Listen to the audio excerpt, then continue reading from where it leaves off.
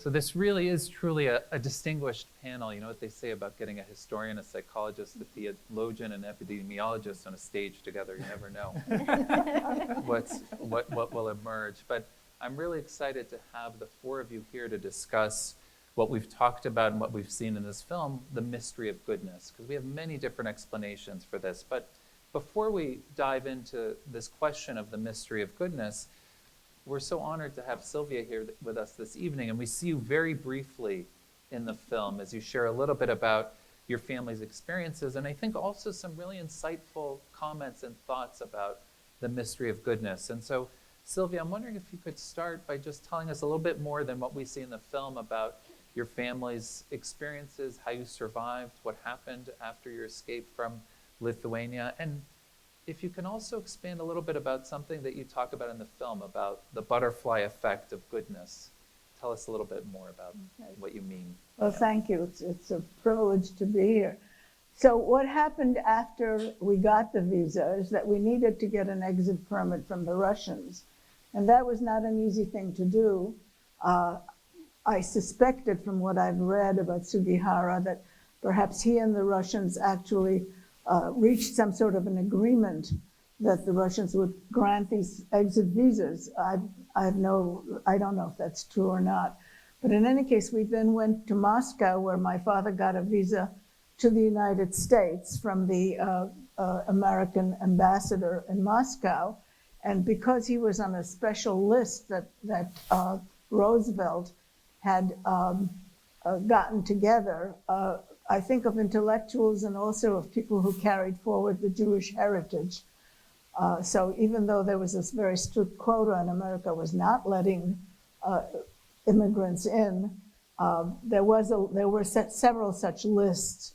So we got that visa. We then traveled to on the Trans-Siberian Railroad to Vladivostok, and there we took a ship to Tsuruga, Japan, and from there to Kobe, and we were in Japan for about 4 months.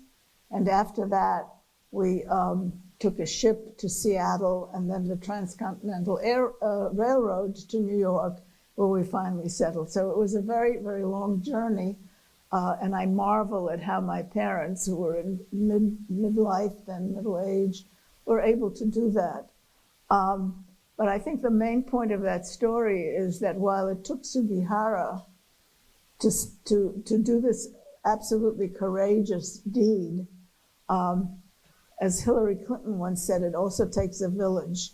So it was the Japanese diplomat in the consulate in Vladivostok who had to arrange the passage.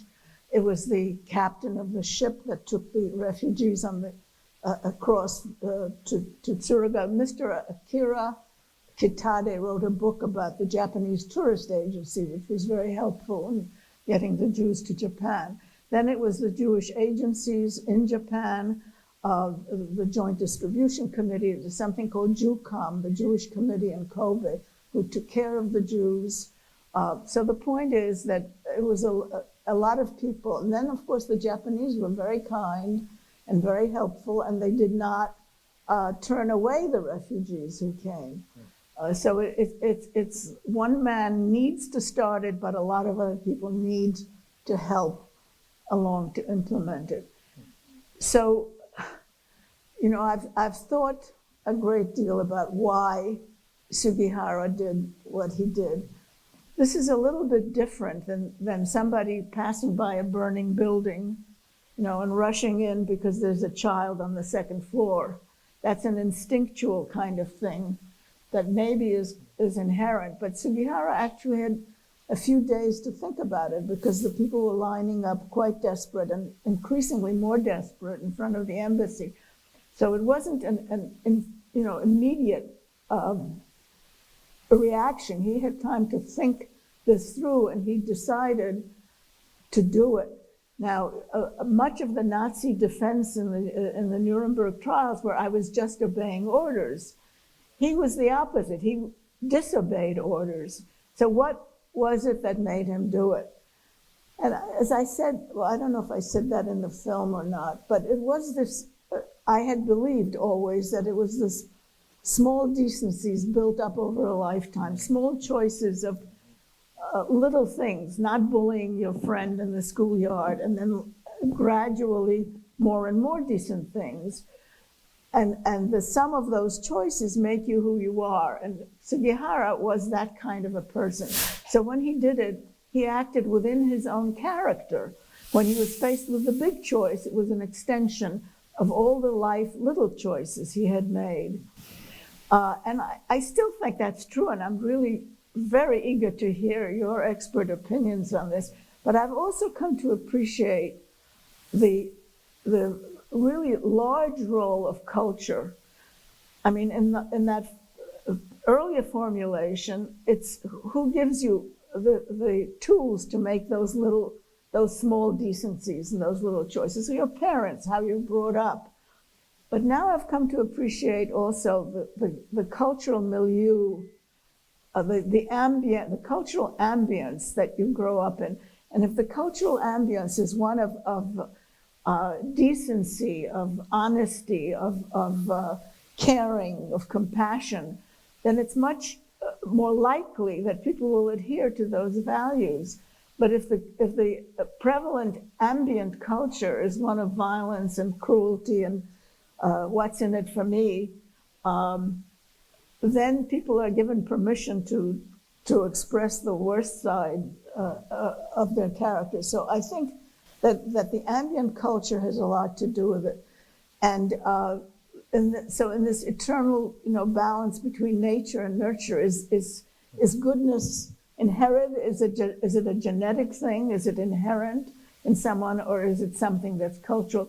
Obviously, it's like everything else in the universe. It's both, right? It's nature and nurture, and I'm sure nature has a lot to do with it. But now I appreciate that it's the ambient culture as well. Thank you. So, but it's still a mystery. Thank you, Sylvia.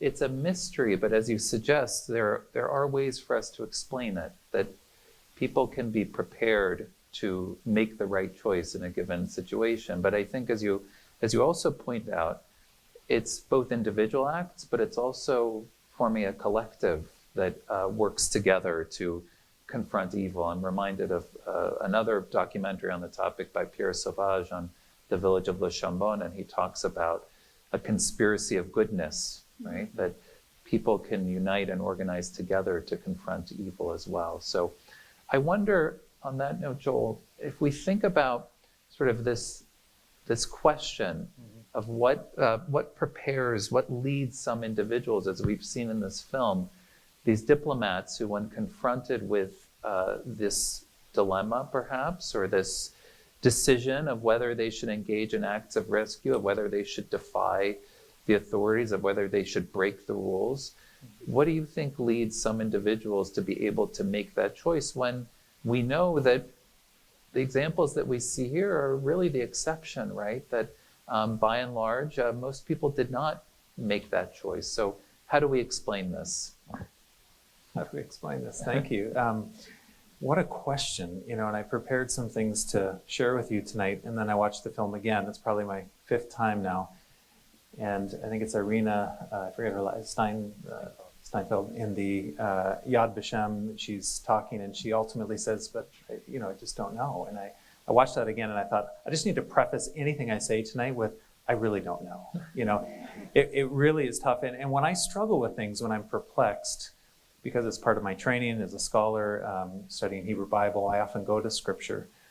And it's actually one of my favorite stories in Scripture when you look at the story of the Egyptian enslavement of the people of Israel. There are actually some really important rescuers in that story. And they're the 2 midwives who help, they thwart the Pharaoh's plan. And then there's also one of my favorite characters, which is the daughter of Pharaoh. And make no mistake, this daughter of Pharaoh is like a modern day daughter of Hitler. This is someone who defies her father's orders. And what's interesting to me, and there's a lot of scholarly debate about the 2 midwives and as to whether they're actually Egyptian or not. And the Hebrew there is kind of without the pointing of the Hebrew, that could be, the Hebrew midwives or the midwives of the Hebrews. And their actions seem to imply that the Pharaoh is expecting them to do what as he says, and their response is, well, the Hebrew women are not like the Egyptian women, and some scholars think they're probably Egyptian, and so they're like the Pharaoh's daughter. They're these rescuers of the people of Israel, and I'm fascinated by them because they show something. They defy the orders and they fear God, and theologian, right? It's going to go to fear God. But hear me out on this. I actually think, and I've done a lot of work looking at this, and I lean on another scholar that looks at the idea of God-fearing, and there's this ancient idea of those who are God-fearers. In fact, even the whole idea of Yad Vashem recognizing the righteous nations or the righteous Gentiles. There's this idea that they fear God in some ways. And I actually don't think this is about religion. I think this is about some kind of deep impulse within the human heart to be convicted and to have compassion. If you look at the words of the Pharaoh's daughter, she says, it says that she had compassion. And I think compassion and integrity, I'm going to go back to something you said as well, being built up over time. A fear of God is somehow innate at times, but it's also something that can be instilled in people. But I want to make really clear, this is not like a fear of consequences. In fact, I think the word fear throws us off. I think it's something about a deep-held conviction that leads to action. If you look at the story of the Akedah as well, now I know that you fear God. It's not just a fear, it's a certain action that comes about because of conviction. So I'd like to just read one quote here, and then we have other really great guests here you need to hear from. It's actually a quote from my grandmother. I won't read the fear of God quote. So one time I asked my grandmother about how their family, so I'm just honored, and hopefully some of this is instilled in my own life, but they helped hide Jews in World War II in Holland. And I asked her about this, but I'll read first from her memoirs in which she talks about the fear that she had. And this is a different kind of thing. She says, I still remember, I need my glasses to make sure I get this all right. I still remember that I sat at the kitchen, so she's being interrogated here by these SS officers. And her father is in hiding because they were hiding Jews. And they actually were part of a resistance movement that was trying to find weapons as well. And she says about this being frightened to death, she said, I still remember that I sat at the kitchen table, letting my legs swing. And it must have been the Lord who made us calm. I could answer all their questions and give misleading answers with a straight face. They threatened to burn the house down and to kill us if they found him, my father. They did not. 2 more times they came and they gave up.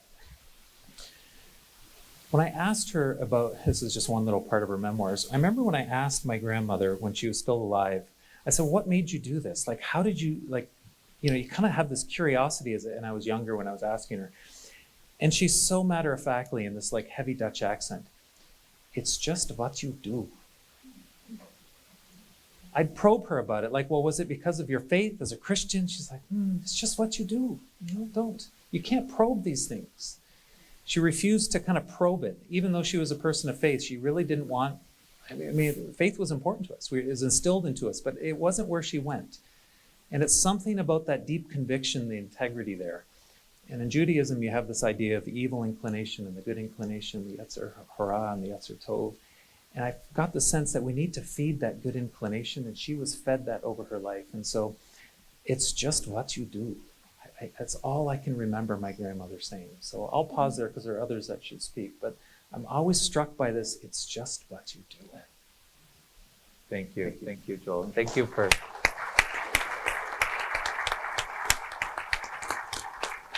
Thank you both for sharing from your professional expertise, but also from your family experience. And as you suggest, this, is a different kind of answer where it's not a choice. There is no choice. This is a case where you have to do the right thing and there is no choice. But I guess one of the questions is why more people aren't trained to just do the right thing. I want everyone to say, it's just what you do. Exactly, it's just what you do. So Stephanie, as a psychologist who has really wrestled with these questions, examined altruism, examined heroic choices, how do you explain this from your professional expertise? Well, first I want to thank you for having me here. It's quite an honor to be here at the Joyce Mandel JCC, and congratulations to Joyce Mandel. And I also would like to say to Joel, you gave your grandmother a lot of nachas being here. So that moment in the film also resonated with me that you mentioned, Joel, at Yad Vashem, and this question of sort of, at times I understand and think it's the depth of human goodness, at times I think it's a mystery, but there's a contrast that we see in the movie that really speaks very palpably to what the social science research suggests. And that is the contrast between the diplomat that you see in Germany and how he responds to Stephanie's question of what would you do? And he says, well, I would follow the rules. This is a conventional level of morality and moral reasoning, is I would follow the rules. And then he tries to deflect it and put it back onto her. And she says, no. She empowers herself and says, you're the diplomat, you have the power, what would you do? And he says, well, we talk. And then we go to Poland and we see a different diplomat. And he says right out of the gate, if we see somebody being killed, we have a social responsibility to save that life. We break the rules. We break the rules. That's a higher level of moral reasoning, right? So when we look at the rescuers and why people rescued, first we have to understand that all rescuers were unique. Okay? Everybody has their own unique story, their unique motivations. The rescuers were a mere minority, just a minority of people. It was estimates of 50 to 500,000 non-Jews engaged in heroic rescue, and the highest estimates of even 1 million represent only 0.5% of the entire Nazi-occupied population, okay? But still, this group was a diverse group. Demographically, they came from all walks of life. They were princesses, they were sewer workers, they were doctors, they were Catholics, they were Protestants, they were Muslims, they were old, they were young, they were male, they were female. Very diverse group. But the social science gives us a tool, and that tool allows us to investigate systematically whether we can discern patterns or trends to see if we can identify differences between groups of verified heroic non-Jewish rescuers and verified non-Jewish bystanders. And from what we find, we can then extrapolate and try to develop pro-social moral courage and moral action in our community so that we can have increased incidence of heroic altruism in the darkest of times of genocide. So what I did was I worked with Elizabeth Midlarsky, Professor Elizabeth Midlarsky at Columbia University Teachers College, who painstakingly collected a beautiful data set building on Samuel and Pearl Oliner's classic 1988 study, The Altruistic Personality Project, by including more psychometrically reliable and valid instruments, by choosing rescuers who had not yet been honored by Yad Vashem so that they weren't subject to self-perception biases and reactivity that could influence the results, and also by including a comparison group, kind of a control group, of non-Jewish European immigrants who were demographically similar to the rescuers and bystanders, but who had emigrated from Europe to the United States and Canada prior to the onset of the war. So I took this data set and I systematically analyzed the personality variables associated with altruism in the literature. And I wanted to see, how did these verified rescuers differ in their personality traits at the current time from a group of verified bystanders and from this comparison group? Now, what I found, and I'll start with the bystanders briefly, is that the bystanders really didn't differ from the comparison group on most variables. But where they did differ was in two variables. One was social responsibility, meaning that they were less predisposed to undertake to help another person who was dependent on them for help without expectation of reward because it was the right thing to do. So they were less socially responsible and they were less predisposed to undertake risk. Okay, otherwise they were similar to the comparison group. By contrast, the rescuers were more than 3 standard deviations apart from both the bystanders and the comparison group on measures of social responsibility, empathic concern, the highest levels of abstract care-based moral reasoning, risk-taking, autonomy and independence, locus of control. That is the trait where you believe you have an agency to control life events. You have competence rather than allowing life events to have control over you. And so we saw the current personality really did differ between these verified rescuers and bystanders.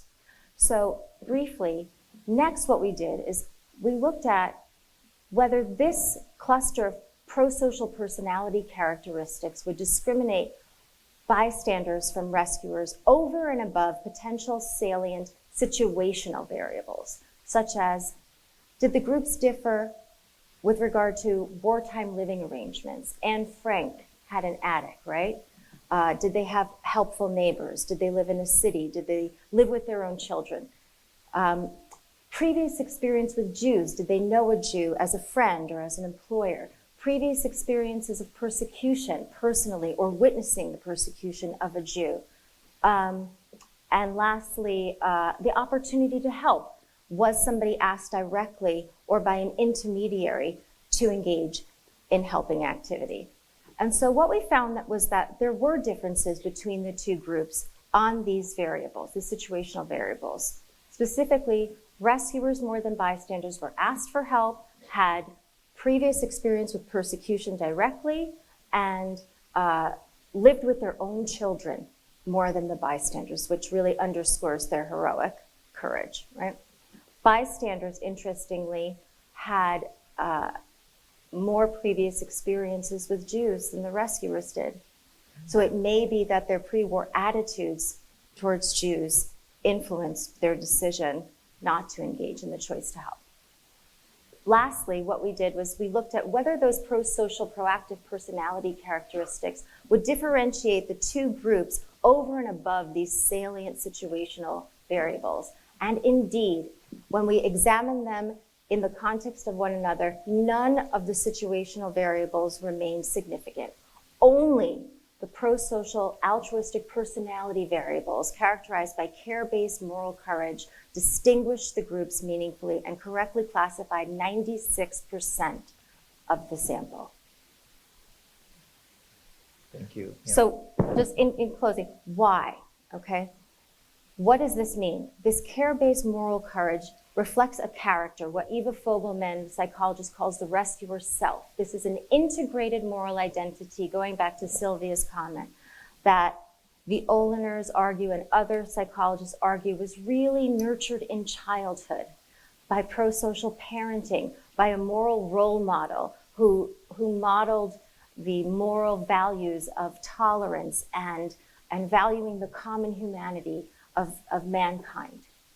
And it was through the internalization of these moral role models that rescuers developed an integrated moral identity. So when the time came to help, it was a natural extension in many cases, not all, but in many cases of who they were as a person. They couldn't not help. It was what you did. And in many cases, Stephanie, yeah. yeah. Okay. Thank you. There's more. I could go on forever. Yeah, thank you. Thank you. No, it's really quite fascinating to see, I mean, and we're going to hear from our historian as well, to see how we approach this in such different ways, but to study this scientifically, right? Sort of what are the personality traits? So, Deborah, you've spent your career writing about the history of the Holocaust, writing about the experiences of children under Nazism, writing about Auschwitz, writing about flight from the Reich. How do you explain what we've seen here? Do you consider this to be a a mystery of goodness? Is there something that explains the choices made by diplomats to engage in acts of rescue or other rescuers? How do you explain this? I have great sympathy for the idea of the mystery of goodness.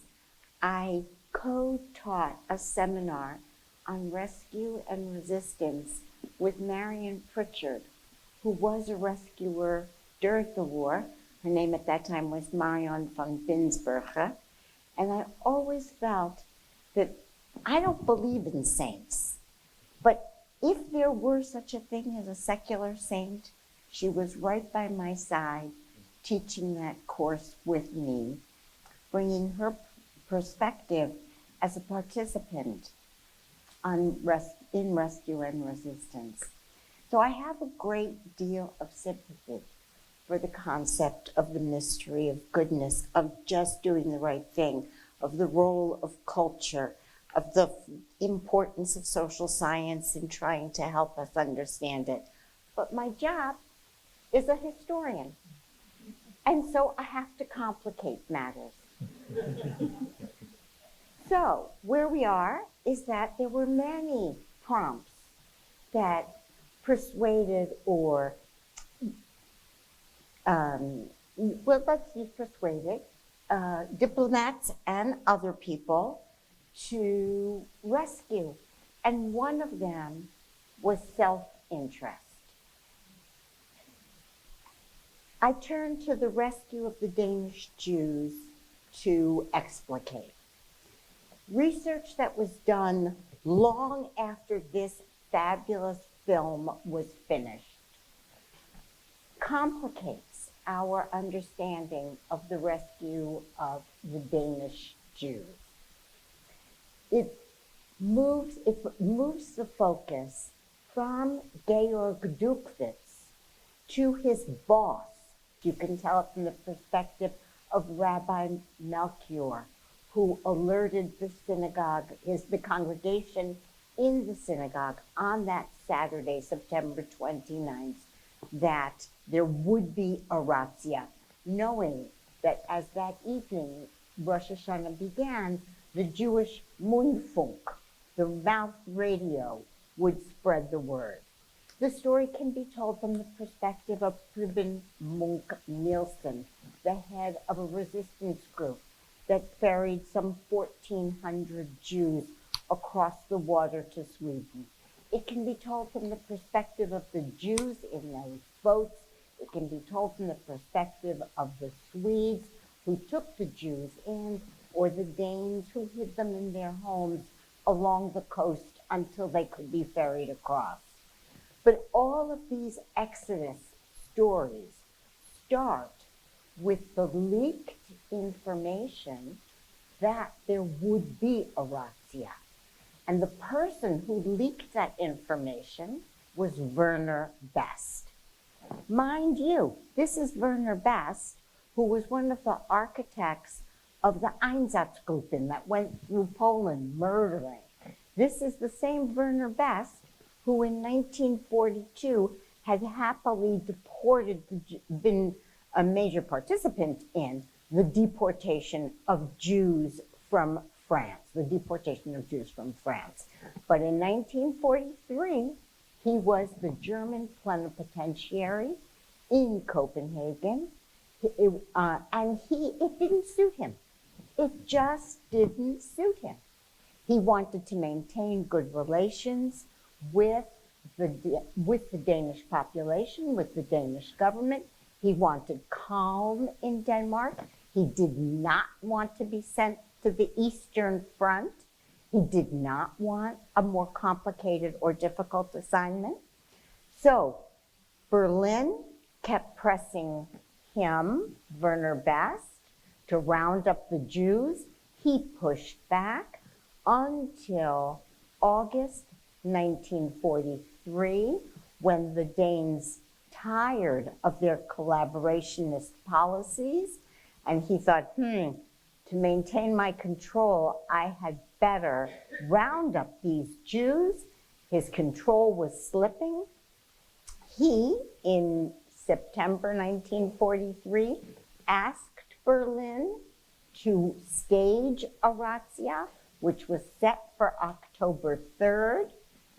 And then he decided, only then, that actually it suited him better to maintain his relations with his peers, his Danish peers, and therefore he would leak the date of the razzia.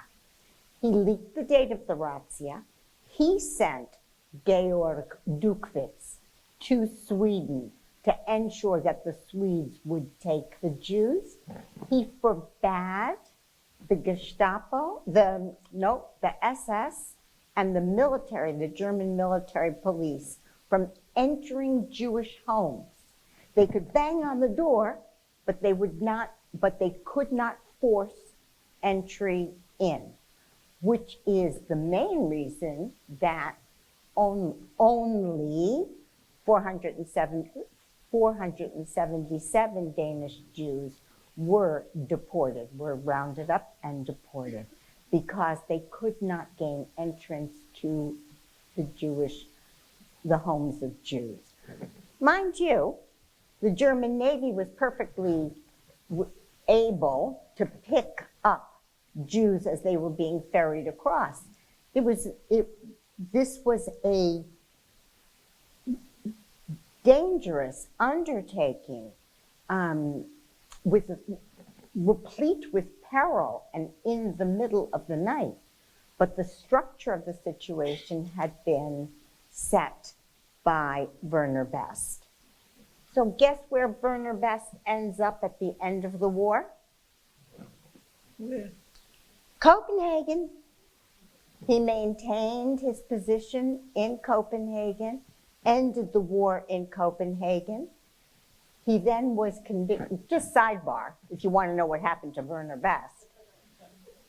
He then was convicted by the Danes of war crimes and was imprisoned only until 1951, when he returned to Germany. In 1972, he was charged, but managed to evade court due to ill health, and he lived another 20 years. Amazing. Amazing. So I don't know what you do with Werner Best. I don't know what you do with this concept of self-interest, but it is a factor. Or rather, it was a factor in some cases. Thank you. Thank you for complicating our understanding. It's my job. That's right. Right. We ask the difficult questions, and then we ask our students to wrestle with those difficult questions.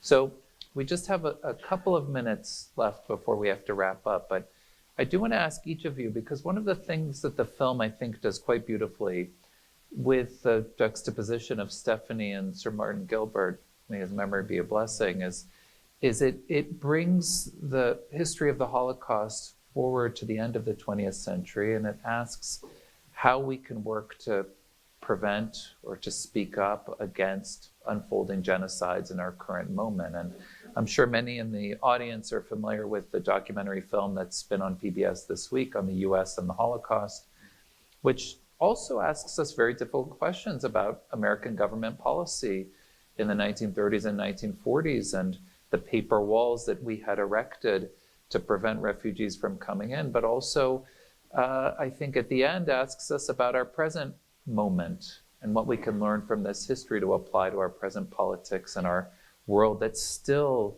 has these barriers to refugees seeking asylum. So I want to ask each of you, when you see a film like this or when you think about this history, what do you think is the most important thing for the students who are here today? There were 400 students that they should take away from learning from this film to apply to the world around us, to the present moment that we're living in. Sylvia, I'll start with you and we'll go back across. You know, when a kid gets a hammer, everything needs hammering, right? So I'm onto this culture kick. I'm not negating the inherent thing, do the right, just do it. But the thing is that when you look at those films by Ken Burns what's so striking, and it wasn't all that long ago, that the culture was such that it was so totally blatantly, overtly anti-Semitic.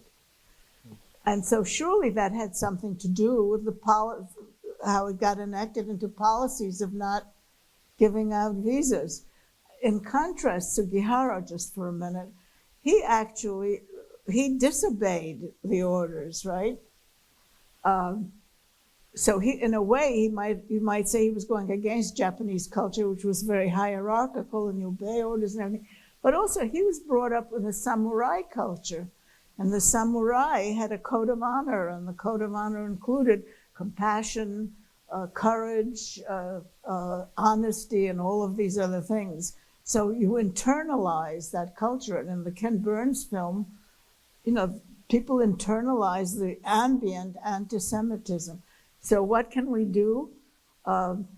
Speak up, change the culture. Thank you. So, Joel, when you see this history and you think about our present moment, what do you hope that students watching this will take away? First, I just want to, as we came into this event, I had a chance to say hi to the filmmaker and greet him, and I just wanted, I think I said to you directly, it was brilliant that you chose to use the Rwandan figure to make it real and come to life. And I just want to compliment that again, because I think without that piece, it could have just felt, with all due respect to our historian, but too much like history without bringing it in. And history should never just be about the past, right? So congratulations, and to Joyce Mandel as well. Thank you for believing in that and making it such an important part of the film. It's powerful. Without that, the line that you have in this film sticks with me, and it's about this idea of, it was all the choices that led up to that moment for the Japanese diplomat, and that it sort of formed a character, or a habit of character, I think is the word you use. And so with my daughter, and hopefully with our youth today, to be attentive to the heart, to be attentive to those moments, to be attentive to, it's little things, it's different for each of us and when those come up, but to be attentive to them and to act on them. And if you can build up those characters, I mean, it might be the giving to someone who asked you, the homeless person, it might be something just convicts you while you watch something. I watched the person in front of me, she was moved to tears in so many parts of this film. How will we act on this? How can we be attentive to those moments and build that character of habit? And so hopefully with our children, our students, we need to have attentive hearts. And there are lots of things to be attentive to right now in this country and around the world. So we need to be attentive. Thank you. Stephanie, what are the lessons that you hope viewers will take away from this to apply to our present moment? That it's happening now. We see Itzium in Ukraine and Bucha and the mass graves there. And we have rescuers like the Mormon American Kathy Stickle, who has traveled to Ukraine and has driven to the border and personally has driven in and rescued families and driven them back out, driven to save lives. But it's also happening here. And normally I would talk about pro-socialization, how to focus on raising your kids, but our democracy is at a critical point. And in a couple of months, we're about to have an election. And to date, the checks and balances in the courts have held, dismissing upwards of 60 attempts to decertify the results of a free and fair election. And a lot of politicians who hold that belief, that false belief, are seeking to hold on to power. And politicians who also hold that belief are seeking to enter power. And we have the media, which is espousing propaganda, frighteningly similar to the likes of which we haven't seen since Germany in 1933. So I ask you, students, to take an honest look at yourselves. Vote with your hearts. See if you're engaging in any distancing, any rationalizing, any denying, any justifying, and vote with moral courage. Remember this. and hold your vote dear.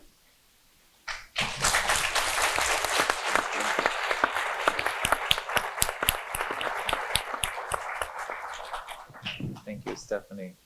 Deborah, we'll give you the last word as our historian to think about when we learn this history, or when you teach this history. But we're also very much in our present moment, and we know that we view this history from the lens of the present. What do you hope that students will take away, will learn from this? So the first is, dear Joel, history is never about the past. It's only about now.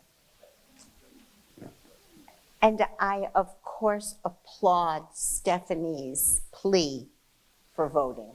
So let's give that a round of applause.